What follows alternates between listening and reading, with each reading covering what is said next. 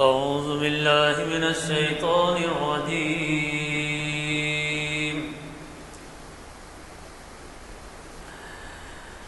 بسم الله الرحمن الرحيم.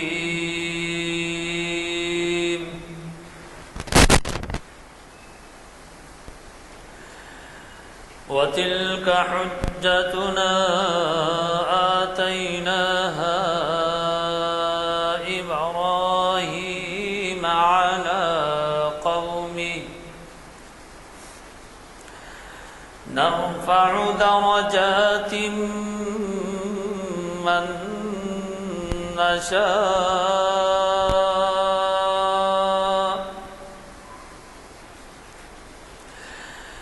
إن ربك حكيم عليم.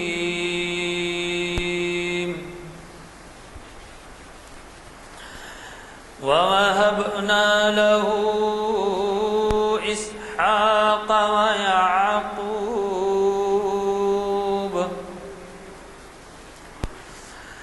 كلا هدينا ونوحا هدينا من قبل ومن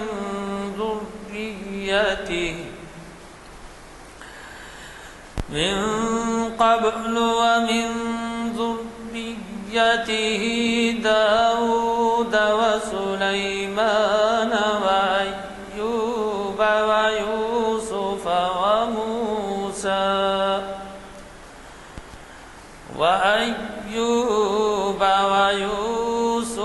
وموسى وهارون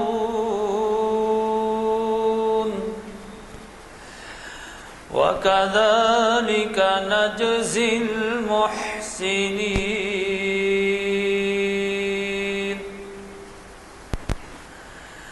وزكريا ويحيى وعيسى وإلياس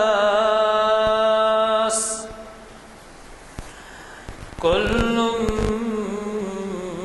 من الصالحين. وإسماعيل واليسع ويونس ولوطا وكلا فضلنا على العالمين.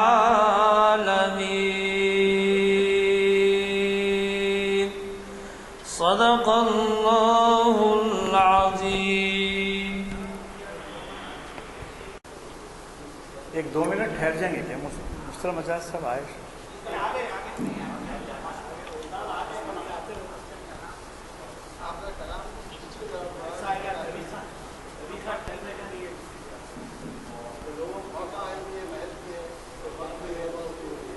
अस्सलामु अलैकुम वरहमतुल्लाहि वबरकातुह। इकबाल के कलाम से, अल्लामा इकबाल के कलाम से कुछ अशार आपकी खिदमत में पेश।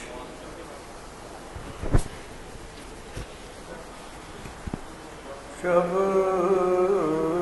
की आहें भी गई, सुबह के नाले भी गए, तेरी महफिल भी गई, चाहने वाले भी गए। काजी साहब की तकरीर सुन लेंगे इजाजत। तेरी महफिल भी गई, चाहने वाले भी गए, शब की आहें भी गई, सुबह के नाले भी गए, शब की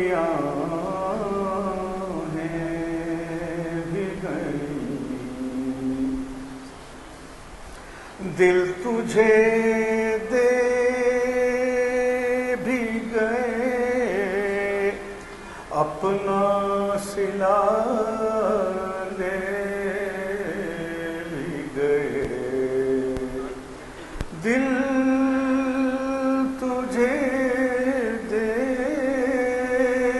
بھی گئے، اپنا سلا لے بھی گئے،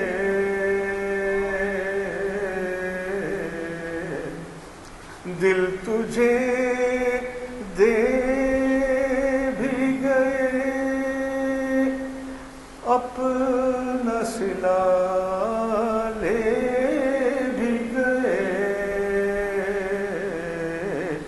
آ کے بیٹھے بھی نہ تھے اور نکالے بھی گئے، آ کے بیٹھے بھی نہ تھے اور نکالے بھی گئے، آئے عشاق گئے وعدے فردا لے کر، آئے عشاق گئے وعدے فردا لے کر، اب انہیں ڈھونڈ چراغے رخے زیبا لے کر، اب انہیں ڈھونڈ، اب انہیں ڈھونڈ چراغے رخے زیبا لے کر، تیری محفل بھی گئی چاہنے والے بھی گئے، شب کی آہیں بھی گئیں، صبح کے نالے بھی گئے۔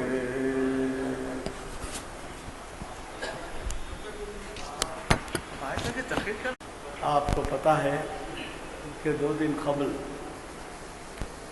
علامہ کے فرزند جاوید اقبال صاحب رحلت کر گئے، تو آج ان کی تعزیت بھی ہوگی، اور اس کے لیے اتفاق دیکھیے کہ مہینے میں 1 دفعہ مستر وجہ صاحب تشریف لاتے ہیں، جو آپ جیسے واقف ہیں کہ انہوں نے اقبال کا فارسی ترجمہ اردو میں کیا ہے، اور وہ بین الاقوامی معیار کا ہے، اسی پر ان کو غالب ایوارڈ بھی دیا گیا ہے، جو خود ایک بین الاقوامی ایوارڈ ہے، نئی دہلی سے حکومت نے ہند کی جو اکیڈمی ہے، اقبال اکیڈمی یا اردو اکیڈمی، بہرحال کہنا یہ ہے کہ آج ہم اس کی تعزیت بھی کریں گے اس واقعے کی۔ دوسرے یہ کہ جیسے کہ آپ واقف ہیں، ہمارا آج 822واں لیکچر ہے۔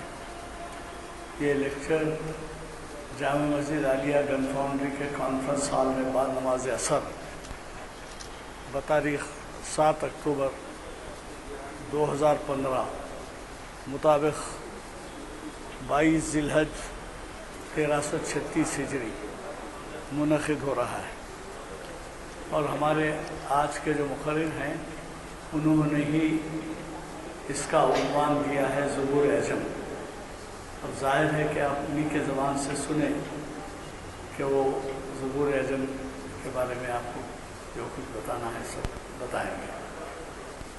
اب دوسری بات یہ ہے کہ جیسے میں نے آپ سے اس سے پہلے بھی گزارش کی تھی کہ ہمارے ان محافل کا سلسلہ یہاں پر جو 3 محافل ہوتے ہیں ان میں سب سے زیادہ قدیم اقبال شناسی ہے، اور ہر سال 52 نشستوں میں سے، یعنی ہر ہفتہ نشست ہوتی ہے تو 52 میں سے رمضان میں نہیں ہوتی، یا کبھی کرفیو ہو گیا یا بارش ہو گئی یا کوئی اور وجہ ہو گئی، تہوار آ گیا تو نہیں ہوتی، ورنہ 45 نشستیں ضرور ہوتی ہے۔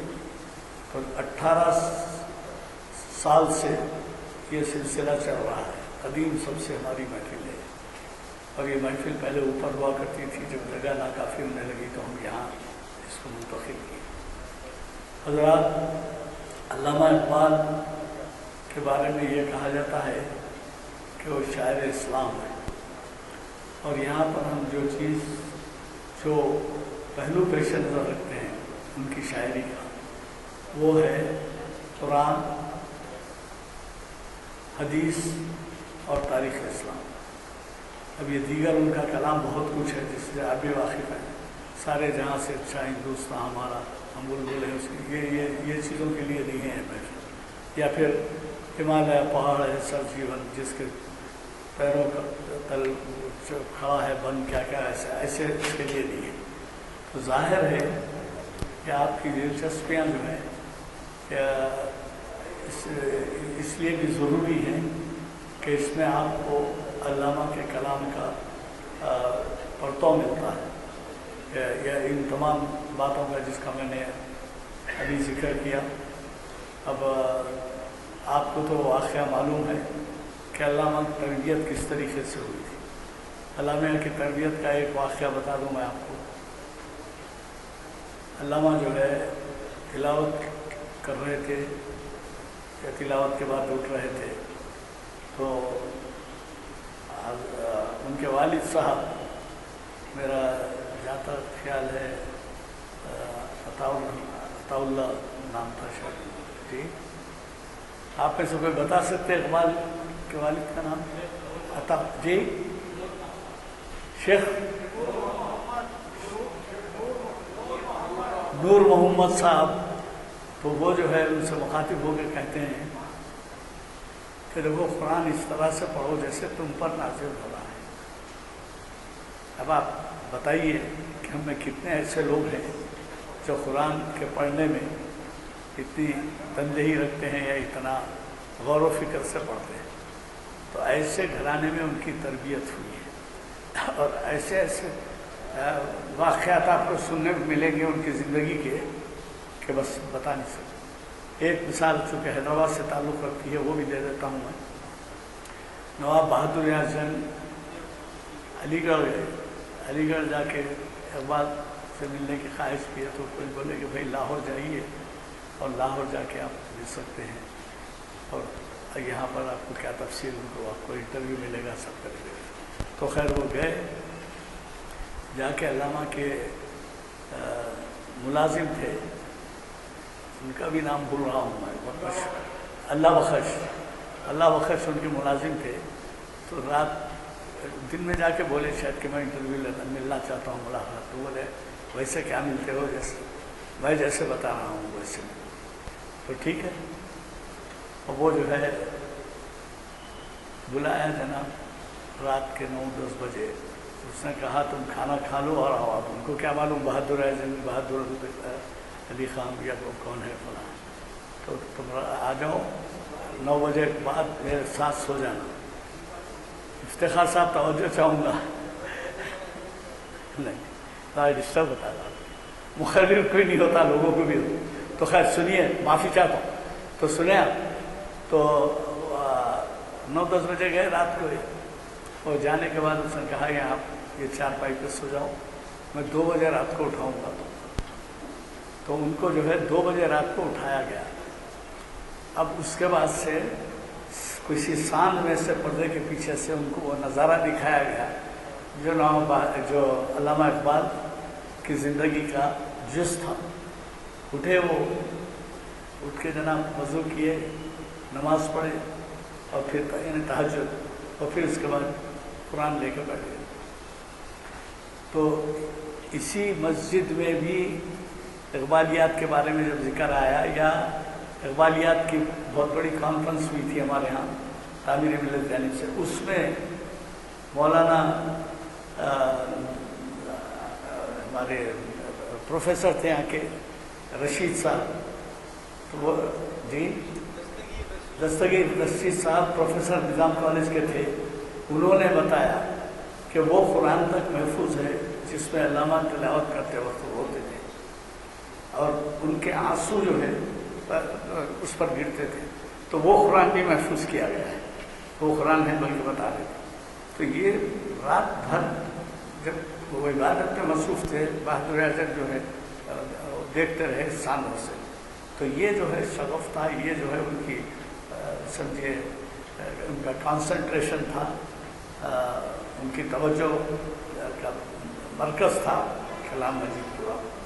تو میں آپ سے یہی گزارش کر رہا ہوں. اب وہ بات کہ یہ جاوید اقبال صاحب لندن گئے تھے اور آپس میں کیا کیا خط و کتابت ہوئی.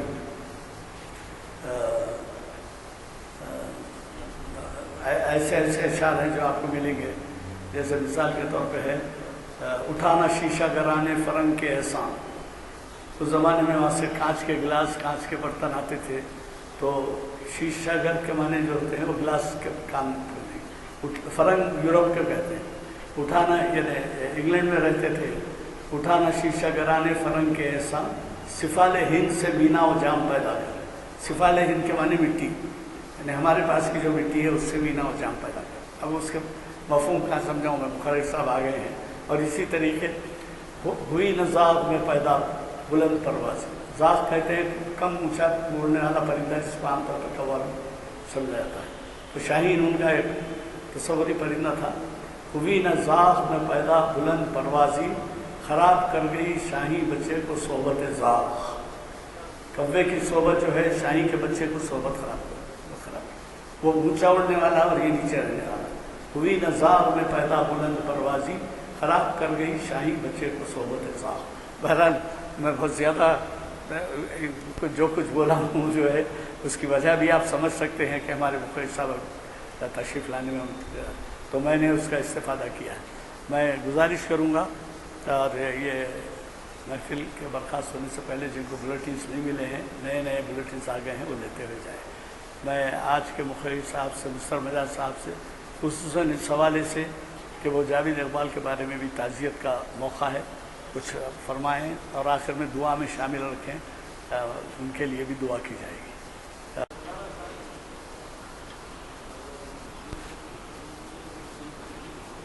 زبور عجم کا مطالعہ ٹھیک ہے.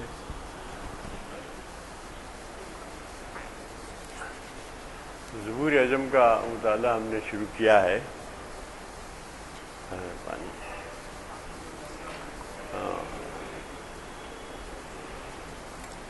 تو زبور عجم کو جو مجموعہ ہے اقبال کا وہ انہیں بہت پسند تھا.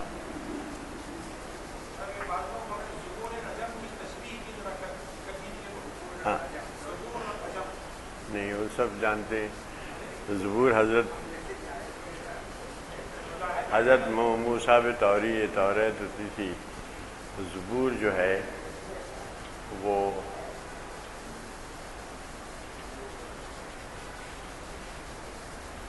اس میں ہم زیادہ تر حمدیں ہیں, اور وہ ہاں زیادہ تر حمدیں ہیں, وہ ہیں موجود, اس کے ترجمے بھی ہو گئے ہیں.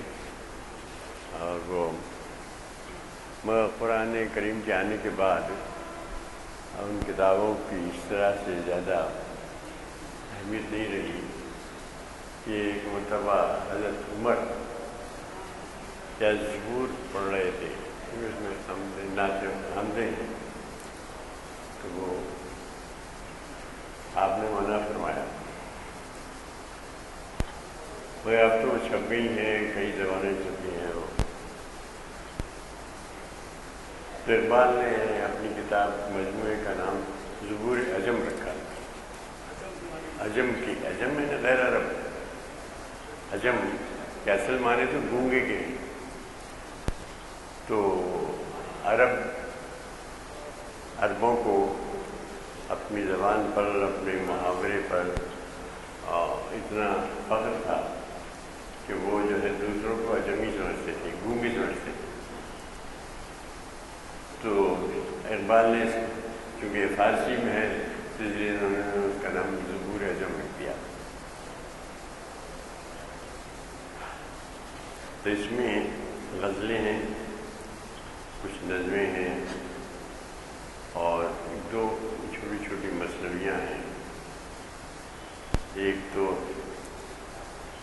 فنون لطیفہ، عنوان فنون لطیفہ ایک ہے، موسیقی اور جو فنون لطیفہ ہیں، نقاشی، ان پر اقبال نے اپنے خیالات کا اظہار کیا ہے۔ اس کے بعد اور ایک مثنوی ہے، وہ خاصی ٹف اور مشکل مثنوی ہے۔ اس میں محمود شبستری ایک بڑے صوفی گزرے ہیں، انہوں نے کچھ سوالات کیے، سوالات تھے ان کے دور میں جو سوالات اٹھتے تھے وہ ہوئے، ان کو کیا ذکر کیا ہے، اس کے بعد اس کے جوابات لکھے۔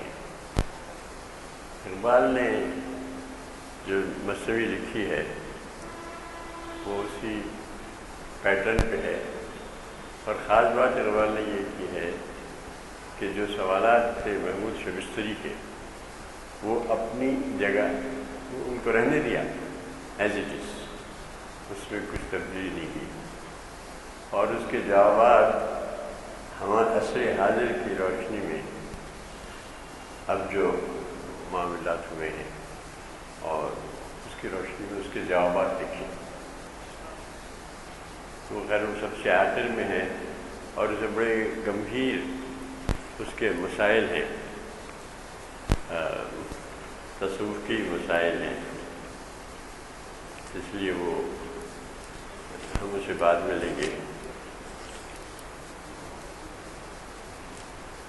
در بیان فنون لطیفہ غلامہ، موسیقی، مصوری اور پھر مذہب، غلاموں کا مذہب، پھر فن تعمیر مردان آزاد، یہ ایک مثنوی ہے۔ اس سے پہلے پھر وہ ہے ان کا بندگی نامہ ہے اور سوال جواب ہے۔ اس میں 5 6 8 10 سوالات ہیں، وہ ہم جب پڑھیں گے اس پر آئیں گے۔ گلشن راز اس کا نام ہے، اقبال نے اس کا نام گلشن راز جدید رکھا ہے۔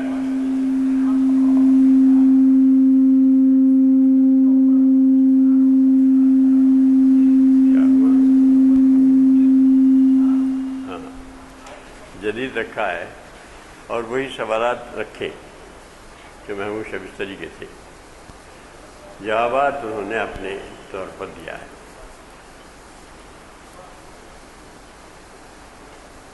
بعد میں جائیں گے ہم اس پر، اس وقت ہم زبور اعظم کی 2 غزلیں ہم نے پڑھی تھیں، کچھ نظمیں بھی ہیں جیسے خواب گراں خواب گراں خواب گراں خیز، بڑی مشہور نظم ہے، وہ بھی اس میں ہے۔ تو ان کی غزل ہے، یہ غزلیں تقریباً غزلیں مسلسل کی طرح ہیں،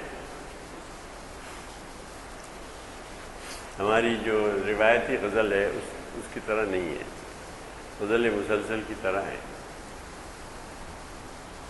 تب 2 غزلیں تو ہم پڑھ لیے تھے، پہلی تو دعائیہ تھی، وہ ہم نے پڑھی پچھلی مرتبہ، اور 3 اشعار کی غزل تھی، اور صرف ایک شعر تھا، اس کے بعد 30 ان کی غزل ہے۔ تو وہ کہتے ہیں کہ وہ ہمیشہ اقبال پر ایک اعتراض بھی ہے کہ وہ ماضی پرستی کرتے ہیں، ماضی میں کھوئے ہوئے رہتے ہیں۔ وہ اب دیکھیے اسی غزل میں وہ کہتے ہیں پہلے مصرے میں غزل سرایو نوا آئے رفتہ بازاور، یعنی غزل سرا ہو اور جو نوائیں کھو گئی ہیں، جو ہم بھول بھال گئے ہیں، ان کو پھر لاؤ، نواہائے رفتہ بازاور، بئیں فسردہ دلاں ہر کے دل نواز آؤ، یعنی ہم افسردہ دل، یہ جو لوگ ہیں ہمارے معاشرہ ہے وہ افسردہ دل معاشرہ ہے، اس افسردہ دل معاشرے کے لیے کوئی حرف دل نواز لے کر آؤ۔ غزل سرائے و نواہائے رفتہ باز آور، بئیں فسردہ دلاں حرف دل نواز آور، کنشت و کعبہ و بت خانہ و کلیسا را۔ اب دیکھیے تمام مذہبی جو عبادت گاہیں ان کا ذکر کر رہے ہیں۔ کنشت تو کعبہ و بت خانہ و کلیسا را، کنشت یعنی فارسیوں کا جو عبادت گاہ ہے، کعبہ ہے، بت خانہ ہے، کلیسا ہے، اس سب کے لیے ہزار فتنہ ازاں چشم نیم باز آور، اس چشم نیم باز سے جو ہزاروں فتنے اٹھتے ہیں وہ ان کو پھر پیدا کر یا لے کے آ باز آور۔ اسی کنٹینیوشن میں ایک غزل مسلسل ہے جو میں نے کہا کہ غزل سرا ہو جاؤ، نواہائے رفتہ، وہ پرانی آوازیں ان کو لاؤ اور ان افسردہ دلوں کو کوئی دل نواز حرف سناؤ، اور یہ جو نمائندے ہیں مختلف مذاہب کے، کنشت و کعبہ، بت خانہ، کلیسا، ان سب کے لیے ہزار فتنہ ازاں چشم نیم باز آور، اس چشم نیم باز سے اس 1000 فتنے برپا کرو۔ یہ بادئی کے بخا کے مناتشی آمیخت، اس شراب سے کہ جس نے میری خاک میں آگ ڈال دی ہے، وہ شراب جس نے میری خاک میں آگ ڈال دی ہے، یہ سیارے کی بات کر رہے ہیں، سیارے کی زبان میں بات کر رہے ہیں۔ پیالئی بجوانہ نے نو نیاز آور، وہ شراب جو مجھے ملی ہے، جس نے میری خاک کو شعلہ افزا کر دیا ہے، شعلہ فشاں کر دیا ہے، اس سے نو نیاز جو نئے نوجوان ہیں، ابھرتی ہوئی جو نوجوان قوم ہے، ان کے لیے کوئی پیالہ لے کر آؤ۔ پیالئی بجوانہ نے نو نیاز آور، نئے کہ دل سے نوائش وسینہ می رخصت، وہ نئے وہ بانسری کہ جس کی دل نواز آواز سینے میں ایک رقص کی کیفیت پیدا کرتی ہے دل کے اندر، نئے کہ دل سے نوائش وسینہ می رخصت، وہ نئے وہ بانسری جس کی لے کی وجہ سے، جس کی آواز کی وجہ سے سینے میں دل رقص کرنے لگتا ہے، زندگی کے آثار پیدا ہوتے ہیں۔ میں کہ شیشہ جاں را دہد گداز آور، اور وہ شراب جو شیشے جاں میں ہے، جو دل کو میں گداز پیدا کرتی ہے، وہ شراب۔ نئے کہ جلد مادش، میں کہ شیشہ جاں را دہد، تو جی شیشے جہاں گداز کر دیتی ہے، جان کے شیشے کو پگھلا دیتی ہے، وہ میں، اور وہ نئے میں تو خاص اصطلاح ہے۔ مولانا روم کی مثنوی نئے سے شروع ہوتی ہے، بشنوز نے جو حکایت بھی کنت و جدائی ہے شکایت بھی کنت، کہ نئے کو دیکھو کہ کیا حکایت بیان کر رہی ہے، بشنو سنو، از نئے کی بانسری کی آواز کو غور سے سنو، کیا حکایت بیان کر رہی ہے، کیا کہہ رہی ہے۔ وہ جدائی ہے شکایت بھی بلند، کیونکہ وہ جدائی کی شکایت کی۔ وہ کہتے ہیں کہ ہم خدا سے جدا ہو گئے ہیں۔ اقبال کی ایک بہت اسی میں ہے، ایک بڑی دلچسپ نظم ہے اسی غزل کے فارم میں ہے، جس میں وہ کہتے ہیں ماں خدائے گمشدہ، الٹا کہتے ہیں، دیکھیے کہ الٹی حمد ہے اس میں، ماں خدائے گمشدہ منہ بجستجوز، ہم خدا سے جدا ہو گئے ہیں، ماں خدائے گمشدہ، ہم خدا سے جدا ہو گئے ہیں، وہ بجستجوز، وہ ہماری جستجو میں ہے، یہ دیکھیے الٹی حمد کہی ہے، وہ ماں خدائے گمشدہ منہ بجستجوز، چوما نیاز مند و گرفتار آرزوز، ہماری طرح نیاز مند اور گرفتار آرزو ہے، ذات حجم کے لیے کہتے ہیں، گاہے درون سینہ بشوشت بہائے خیش، گاہے درون سینے مرغاں بہائے ہوس، گاہی ببرگ لالہ نویست پیام خیش، اسے پڑھیں گے ہم، میں ورثبیر تذکرہ بات آگے درج کرتا ہوں کہ وہ کہتے ہیں کہ گاہے ببرگ لالہ نویست پیام خیش، کبھی وہ کیا کرتا ہے، یعنی راج کے بازو کہ برگ لالہ پہ اپنا پیام لکھ کر بھیجتا ہے، برگ جو ہوتا ہے اس کچھ رہتے ہیں، دیکھیے آپ نسیں پڑی ہوئی، وہ کہتا ہے کہ یہ جو ہے اس کی تحریریں، اس کے خطوط ہیں، گاہے ببرگ لالہ نویست پیام خیش، گاہے درون سینے مرغاں بہائے گوشت، اور کبھی سینے مرغاں میں جو صبح کے وقت جو چہچاتے ہیں تو وہ کہتا ہے کہ سینے مرغاں میں وہ ہائے ہو کر رہا ہے، کون؟ ذات واجب، گاہے درون سینے مرغاں بہائے گمشدہ مائم یا کہ اس ہم ہیں یا وہ ہے، وہ یہی کہہ رہا ہے کہ زبادئی کے جمع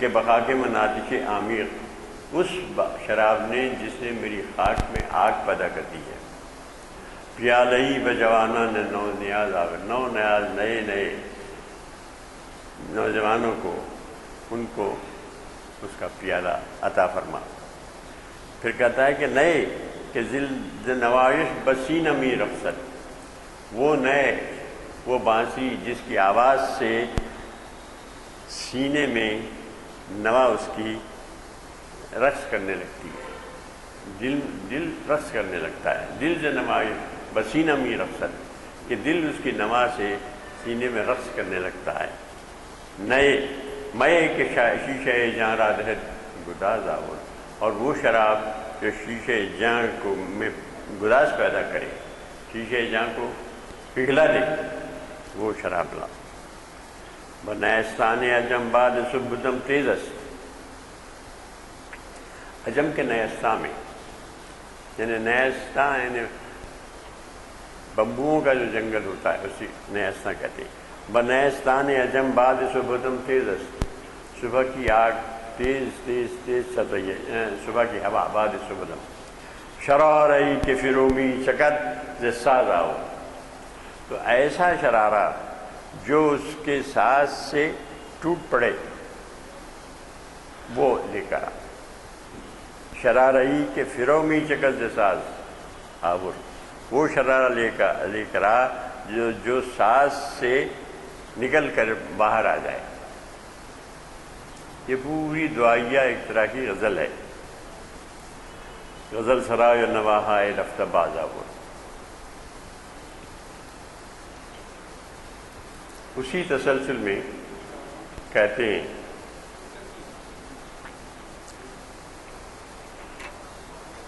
اے کہ زمن فزودئی گرمی آہو نالرا، اب خطاب ڈائریکٹ مخاطب ہو گئے ہیں، یہاں تو ان سے ہیں، یہاں ڈائریکٹ ذات واجب سے مخاطب کہتے ہیں اے کہ زمن فزودئی گرمی آہو نالرا، اے کہ تو نے آہ و نالے کی گرمی میرے اندر پیدا کر دی، بھڑکا دی، ابال لا گیا، اے کہ زمن فزودئی گرمی آہ و نالرا، آہ و نالہ کی گرمی، اے کہ تو نے میرے آہ و نالہ کی گرمی کو میرے سینے میں بھڑکا دیا ہے، افزو کر دیا ہے، بڑھا دیا ہے، تو اب زندہ کنس صدائے من خاک ہزار سال آ رہا، تو میری آواز سے 1000 سالہ خاک جو سو رہی ہے اس کو زندہ کر. خاک کے 1000 سال یعنی وہ امت جو 1000 سال سے سو رہی ہے. امت نہیں کہتے، خاک کہہ دیتے بس. زندہ گزر صدائے من، میری صدائے سے زندہ کر دے آواز سے. خاک 1000 سالہ یعنی 1000 سال سے جو امت سو رہی ہے اس کو جگا. بال جبری میں بھی کہا نا کہ ابتدائی غزلوں میں ہے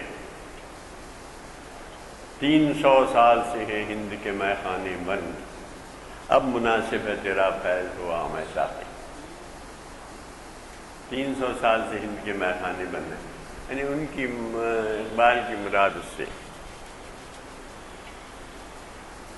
300 سال سے مراد یہ ہے کہ سرہند کے جو سرہند سے ان کے جو بزرگ ہیں 300 سال ہو گئے تھے ان کو انتقال پردہ فرما کے.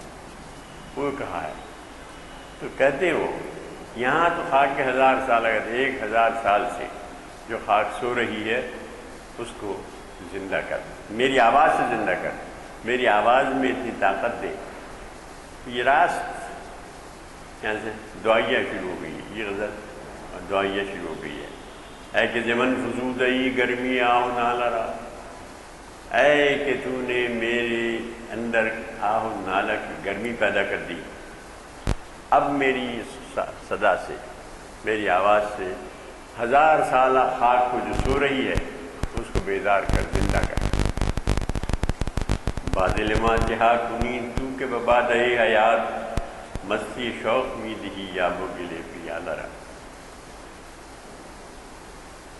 میرے دل سے تو نے کیا کیا، کیا کر دیا تو نے میرے دل کے ساتھ.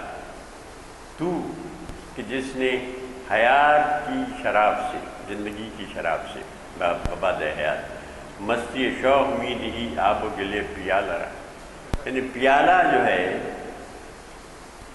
مٹی کا ہے، آب و گلے پیالہ کو مستی شوق تو نے دے دی. میرے دل کے ساتھ تو نے کیا کیا. بادل من چہا کنی، میرے دل کے ساتھ تو نے کیا کیا.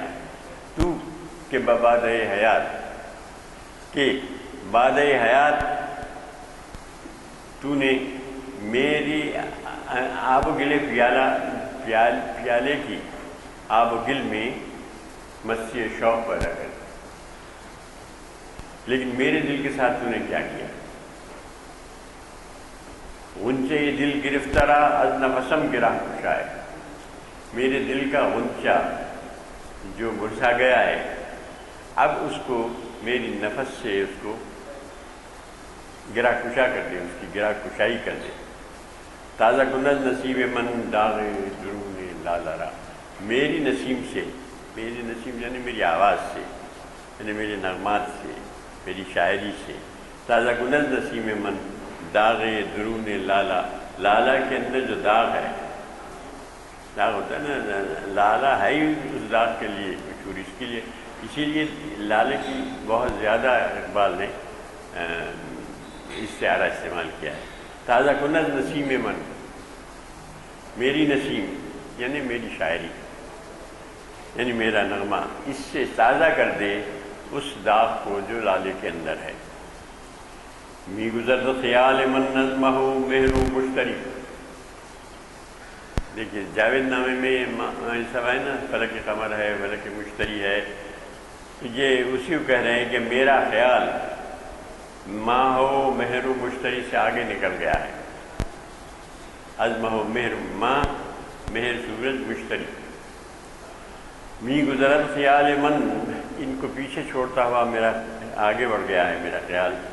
تو بکمیچ خفتیش سید کنی غزالہ را، تو کمی میں کیوں بیٹھا ہوا ہے، چھپ کے کیوں بیٹھا ہوا ہے. اب دیکھیے، اب تو بکمیچ خفتئی، تو کیوں سو رہا ہے کمی میں. سید کنی غزالہ را، اس غزالہ کا شکار کر، کیا خیال؟ میرے خیال کا، می گزرت خیال من نظم مہر مشتری، تو بکمیچے بختئی سید کنی غزالہ را۔ اب اس کے بعد پھر راست مخاطب کے کہتے ہیں خواجہ من نگاہ دار، اے میرے خواجہ، اے میرے آقا، اے میرے مالک، نگاہ داری کیجیے اپنی گدا کی آبرو، آبروئے گدائے خویش، خواجہ من نگاہ دار آبروئے گدائے خویش، میں تو تیرے در کا ایک بھکاری ہوں، تو اس کی آبرو کی حفاظت کر، نگہداری کر۔ ان کے ججوے دیگراں پر نکنت پیالہ، جو دوسروں کی ندی سے اپنے پیالے کو نہیں بھرتا، تیری ندی سے لینا چاہتا ہے، دوسروں کی ندی سے اپنے پیالے کو نہیں بھرتا۔ یہ راست آپ اس کو پڑھتے چلے جائیے اور دیکھیے کہ کیسی کیسی اس میں کیفیت طاری ہوتی ہیں۔ اے کہ زمن فزودئی گرمی آہ نالا را، زندہ کنت صدائے من خاکی 1000 سالہ، 1000 سال سے جو قوم سو رہی ہے اس کو زندہ کر۔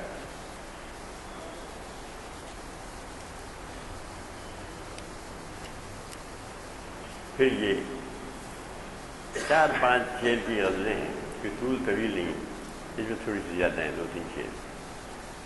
اس میں پھر ذات واجب سے مخاطب ہے۔ از مشت غبار ماں سر نالا برنگیزی، میرے غبار کی ایک مٹھی بھر غبار سے میرے نالے اٹھا دیے تو نے، 100 نالے اٹھا دیے۔ از مشت غبار ماں صد نالا برنگیزی، چھوٹی سی میری مجھ سے غبار ہے، اسے تو نے سینکڑوں نالے اس سے برپا کر دیے۔ نزدیک طرز جانی با ہوئے کما میری، تو جان سے بھی نزدیک ہے لیکن کم آمیزی کی عادت کی وجہ سے تو بہت کم آمیز ہے، بہت کم ملتا ہے، لیکن تو جان سے بھی نزدیک تر ہے، جیسے کہ ہے نبی شہرک سے بھی نزدیک تر ہے۔ نزدیک طرز جانی، یہ تو میری جان میری شہرک سے بھی نزدیک ہے، اپنی کم آمیزی کے باوجود، باخوئے کم آمیزی، کم آمیز ہے، بہت زیادہ گھل مل کے نہیں ہے، تھوڑی سی دور فاصلہ برقرار رکھے ہوئے، تو نزدیک طرز جانی باخوئے کم آمیزی، اپنی پوری کم آمیزی کی خو کے باوجود تو میری شہرک سے بھی نزدیک ہے۔ در موج صبا پنہا دزدیدہ بباغ آئی، آپ کو کہتا ہے وہی جو میں ابھی سنا رہا تھا آپ کو، گاہے درون سینہ مرغاں بہائے غوث، گاہے ببرگ لالہ نبی صد پیام خویش، کبھی برگ لالہ پر اپنا پیام لکھ کے بھیجتا ہے۔ در موج صبا پنہا دزدیدہ بباغ آئی، کبھی موج صبا میں چھپ کر چوری سے باغ میں آتا ہے، دزدیدہ بباغ آئی۔ در موج صبا پنہا دزدیدہ بباغ آئی، در بوئے گل آمیزی با غنچہ تراویزی، بوئے گل میں تیری خوشبو ہے، غنچے میں جو ہے پوشیدہ ہے۔ در بوئے گل آمیزی با غنچہ تراویزی، در موج صبا پنہا دزدیدہ بباغ آئی، یعنی باغ میں جو ہے دزدیدہ طریقے سے چوری چھپے تو آ جاتا ہے۔ بوئے گل میں آمیز ہوتا ہے اور پھر غنچے کے ساتھ دراویز، باغنچہ دراویزی۔ مغرب تو بیگانہ مشرق ہم افسانہ، اب یہ دیکھیے مغرب اور مشرق کا موازنہ شروع کر دیا، دونوں پہ نظر تھی اقبال کی۔ اتفاق سے اقبال مغرب کو بھی دیکھ کر آئے تھے، تو کہتا ہے کہ مغرب سے تو بیگانہ مشرق ہم افسانہ، مشرق تو ایک افسانہ ہے، مغرب تو سے بیگانہ ہے۔ مغرب بڑی حد تک جو لوگ مغرب کہیں دیکھتے ہیں کہ وہاں پہ خدا کا تصور نہیں ہے. چرچز بھی جو ہیں وہ چرچز بھی ان لوگوں نے خالی کر دیے ہیں, بیچ دیے, جس میں بعض مسلمانوں نے اپنی عبادت گاہیں مسجدیں بنا لی ہیں. بعض مسجدوں میں نمازیں کرنے کی چھوڑ دی ہیں کیونکہ وہ لوگ عبادت کو بھی نہیں آتے. مغرب کا ایک بڑا طبقہ جو ہے وہ چرچ کو بھی نہیں جاتا. تو وہ کہہ رہا ہے کہ مغرب جو تو بیگانہ, مشرق ہم افسانہ, اور مشرق میں صرف افسانہ ترازیاں ہیں. وقت است کے در عالم نقش دیگر انگیزی. اب یہ وقت ہے کہ تو اپنے اس عالم میں تو ایک دوسرا نقش ڈال دے, نقش دیگر انگیزی. یہی وقت ہے کیونکہ مغرب تجھ سے بیگانہ ہو چکا ہے, مشرق میں صرف افسانے ہی افسانے. یہ تو ہم جانتے ہیں مشرق میں ہر قوم افسانے. یہاں ہندوستان کی ایسی قوم ہے وہ بھی اسی افسانے میں گرفتار ہے. جانوروں کا اپنا مائی باپ سمجھے ہوئے وہ لوگ خود کہہ رہے ہیں کیسے ماں ہو سکتی ہے, کوئی جانور کیسے کوئی ماں کسی کی ماں ہو سکتا ہے. یہ سب افسانے بنے ہوئے ہیں اور اتنی شدت سے اٹھے ہوئے کہ اس کے سامنے لوگوں کی جان کی بھی کوئی حیثیت نہیں رہی ہے. یہ ہے مشرق ہم افسانہ. افسانہ اتنا گھر افسانہ اتنا گھر کر گیا ہے دلوں میں کہ اور مغرب تجھ سے بیگانہ ہے, اور افسانہ اتنا گھر کر گیا ہے کہ جانوروں کو اپنی مائی اپنا خدا سمجھ رہے ہیں اور اس کے سامنے انسان کی جان کی بھی کوئی حیثیت نہیں رہی. وقت است کے در عالم نقش دیگر انگیزی. اب یہ وقت ہے کہ اس وقت ایک نقش دیگر, ایک دوسرا نقش دنیا میں رکھ. یہ وقت ہے کہ عالم میں ایک دوسرا وقت است کے در عالم نقش دیگر انگیزی. کس کے بسردار سودائے جہانگیری. اچھا, اب جہانگیری کا سودا بھی ہے نا لوگوں میں, قوموں میں. اون کس کے بسردار سودائے جہانگیری, وہ شخص جو رکھتا ہے دنیا پہ حکومت کرنے کا جنون, سودا کہ بسردارت اپنے سر میں رکھتا ہے, سودائے جہانگیر. تسکین جنون نشکن با نشتر چنگیزی. اس کے جنون کی تسکین کر تاکہ ان پہ کوئی چنگیز آ کر نشتر چلائے. چنگیز کے نشتر کی بھی تعریف کر رہے ہو کیونکہ سودائے جہانگیری قوموں کے دلوں میں اتنا بھر گیا ہے کہ اب اس کی تسکین نشتر چنگیزی ہی سے ممکن ہے. ان کس کے بسر دارد سودائے جہانگیری, جہان پہ کو فتح کرنے کا, جہانگیری کا جس کے اندر جس سر میں سودا ہے اس کے جنون کی تسکین کر. تسکین جنون مشکن با نشتر چنگیزی. چنگیزی نشتر چلا. ضرب کلیم میں بھی کہا ہے کہ چنگیز کا جو فتنہ کھڑا ہوا تھا, اب اسی مقام پر اتفاق سے چنگیز کے فتنے کے ختم ہونے کے بعد مغربی اقوام نے تہو بالا کر دیا اور دجلہ و فرات.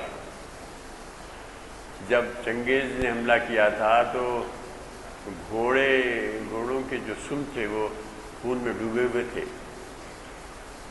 اور گھوڑے اپنا منہ ایسا کر رہے تھے. وہ اتنا خون بہا تھا کہ گھوڑے چلتے وقت بھی یوں منہ مارتے تھے اس کی شدت سے, اس کی بو سے, انسانی لہو کی. اب بھی وہی ہوا, ہمارے سامنے ہوا, وہی چنگیز کا ہنگامہ پھر ہوا, بلکہ ابھی تک جاری ہے, ختم نہیں ہوا ابھی. تسکین جنون نشکن با نشتر چنگیزی. اس کے جنون کی تسکین چنگیز کا نشتر چلا کر. من بندے بے قیدم ہاں اب اپنے آپ پہ نظر ڈالتے ہیں، نظر ڈال کے کہتے ہیں کہ میں آزاد بندہ ہوں، من بندے بے قیدم، میں ایک آزاد بندہ ہوں، شاید کہ گریزم باز، شاید میں تجھ سے گریز کر جاؤں، شاید میں تجھ کو چھوڑ دوں، گریزم باز یہ ترے پیچاں را در گردن ماوی، یہ جو ترے پیچاں ہیں تیرا وہ میری گردن میں ڈال دے، من بندے بے قیدم شاید کہ گریزم باز، شاید میں پھر گریزاں ہو جاؤں، این ترے پیچاں را در، یہ بالکل یعنی بالکل تجویز سامنے ہی لے لی ہے، بالکل محبوب قرار دیا ہے کہ بار این ترے پیچاں را در گردن ماویزی، یہ جو ترے پیچاں ہیں تیرا اس کو میرے گردن میں ڈال دے، شاید کہ میں گریز نہ کہیں میں گریز نہ کر جاؤں۔ یہ شاعری ہے، اس کو جو ہے اس کی اجازت ہے اور اس کو پوئٹک لائسنس کہتے ہیں، جدید تنقید میں اس کو پوئٹک لائسنس کہا گیا ہے، یعنی ایک شاعرانہ اس میں ایک لائسنس ہے، اس میں ایسا کہنے کی اجازت ہے۔ من بندے پہ این ترے پہ چارہ در گردن ماویزی، اس کے بعد آخر میں ہے جز نالا نمی دانم گویند غزل خانم، میں تو سوائے نالا کرنے کے، آہوزاری کرنے کے کچھ نہیں جانتا، جز نالا نمی دانم، یعنی میرے دل کی کیفیت ایسی ہے کہ میں سوائے نالا زنی کرنے کے کچھ نہیں کر سکتا، جز نالا نمی دانم گویند غزل خانم، مگر لوگ سمجھتے ہیں کہ میں غزل خوانی کر رہا ہوں، گویند غزل خانم این چیز کے چوں شبنم برسی نئے من ریزی، یہ جو میری شاعری ہے یہ ایک طرح سے کہ ایک اس کی مثال ایک ایسے شبنم کی طرح ہے جو میرے سینے پر گرتی جا رہی ہے، این چیز کے چوں شبنم برسی نئے من ریزی، میں جو سوائے نالا زنی کے کچھ نہیں کر سکتا، اور لوگ تو سمجھتے ہیں کہ میں غزل خواں ہوں۔ عام طور پر اس میں ارمغان حجاز نے بھی کہا ہے کہ کہا تو نے کہ رمز جاں کہہ، کوئی راز حیات جاویداں کہہ، مگر کہتے ہیں یہ ناحق شناساں کہ تاریخ وفات اینواں کہہ، تاریخ وفات ان کی تاریخ لے کے آتے تھے، تاریخ وفات کا خطا لکھ دیجیے، اس پہ کہا انہوں نے۔ تو میں تو یہ کہتا ہے کہ میں تو کچھ مجھے غزل خواں سمجھتے ہیں، مجھے یاروں نے سمجھا ہے غزل خواں، ہاں اس میں کہا ہے ارمغان حجاز نے، مجھے کیا ہے شاہ امم دے داد تو ہی، مجھے شاہ امم دے داد تو ہی، مجھے یاروں نے سمجھا ہے غزل خواں۔ تو وہی کہہ رہے ہیں جو نالا نمی دانم گویند غزل خانم، کہ میں غزل خواں ہوں، این چیز کے چوں شبنم برسی نئے من ریزی، یہ جو میری شاعری ہے یہ ایک طرح سے ایک شبنم ہے جو میرے سینے پہ گر رہی ہے۔ یہ کیا ہے؟ جو شبنم کی طرح یہ چیز یہ کیا ہے کہ چوں شبنم برسی نئے من ریزی۔ مختصر تعزیت، ہاں ہاں جاوید اقبال ان کی دوسری اہلیہ کے فرزند تھے، اور منیرہ بیگم ان کی بہن، وہ بھی ایڈوکیٹ ہیں، ہاں ہاں ہاں ہاں ایڈوکیٹ ہیں۔ جاوید اقبال تو چیف جسٹس تک ہوئے تھے، پالیٹکس میں نہیں آئے، وہ اسی شعبے میں رہے، اور اب 90 سال کی عمر میں ان کا انتقال ہوا۔ ان کی کتاب آئی ہے، تو بہت سی باتیں، اس کے بعد کانٹروورشل باتیں بھی لکھ دی ہیں انہوں نے، خیر لکھتے ہیں لوگ تو لکھتے ہیں تو بہت سی باتیں لکھنے وہ جو کہا ہے باتیں تمام کہنے نہ کہنے کی بے دریغ، کل ان سے کہہ گیا میں جوانی کی لہر میں باتیں تمام کہنے نہ کہنے کی بے دریغ، کل ان سے کہہ گیا میں جوانی کی لہر میں۔ تو ہوا کیا ہے کہ انہوں نے آگے کتاب لکھی ہے، اور سب سے پہلے تو انہوں نے وہ 4 جلدوں میں ایک کتاب پہلے آئی، بہت پہلے آئی، وہ ہے اقبال قدیم میں ہے، لیکن اب تازہ کتاب ان کی آئی جو ان کے انتقال سے چند دن پہلے ہی شائع ہوئی۔ اس میں بعض باتیں اب لکھ دیا انہوں نے کہ اقبال جو ہے اپنے آپ میں گم رہتے تھے، نماز کو نہیں جاتے تھے، روزہ رکھ لیا تھا تو بار بار پوچھتے تھے کہ بھئی ابھی کتنا وقت باقی ہے۔ ایسی باتیں بھی انہوں نے لکھ دی ہیں۔ یہ تو بہت چھوٹے تھے جب ان کا انتقال ہوا اقبال کا، تو جاوید اقبال 5-6 سال کے تھے، اور ان کی چھوٹی بہن منیرہ وہ اور چھوٹی تھی، ان سے 3-4 سال کی تھی۔ تو وہ جب اقبال کا انتقال ہوا تو جا کے ان کے سینے پہ چڑھ کے بیٹھ گئے تھے، انہیں لوگوں نے ہٹایا اتارا۔ تو انہوں نے قصہ مختصر یہ کہ یہ چیف جسٹس تک گئے، اس کے بعد پھر اپنے لکھنے پڑھنے کا کام کرتے تھے، سیاست میں انہوں نے دخل نہیں دیا۔ یہ ایک اچھا کام ہوا، چاہے سیاست کہیں کی ہو، سیاست کے تو بڑے خراب ہتھ کنڈے ہیں، وہ ان میں گرفتار ہو سکتے تھے، نہیں ہوئے، کوئی الیکشن نہیں لڑا انہوں نے، اور کسی میں نہیں گئے، بس اپنے شعبے میں رہے، اور اقبال کے نظریات کو پھیلانے میں انہوں نے کافی کام کیا۔ ان کے آرٹیکلس کتاب کے چھپتے رہے، ہم بھی نیکسٹ ویک ہم چھاپیں گے ان کا ایک چیپٹر۔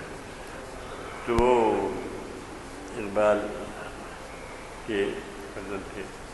اقبال کی پہلی بیوی سے بھی 2 لڑکے تھے، ایک کا تو انتقال ہو گیا، وہ تھے، ایک لڑکا اور لڑکی تھے۔ تو اقبال نے تقریباً ان لوگوں کو آغسا کر دیا تھا، لیکن وہ ان کی مدد ضرور کرتے تھے، اور وہ جب جاتے تھے، ان کے اور ایک اقبال کے پوتے ہیں، یعنی پہلی بیوی کے فرزند کے بیٹے، وہ سعودی عرب میں ہیں اور قوالی کرتے ہیں۔ ہاں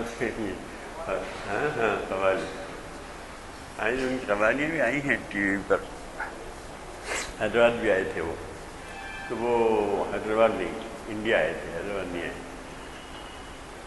وہ وہاں ہیں۔ وہ اقبال کو اس طرح ان کے پہلی بیوی کی اولاد تنگ کرتے تھے، لوگوں سے ملتے تھے، اقبال کے دوستوں سے، ان سے پیسوں کا مطالبہ کرتے تھے، جن کو بڑی شرمندگی ہوتی تھی اقبال کو۔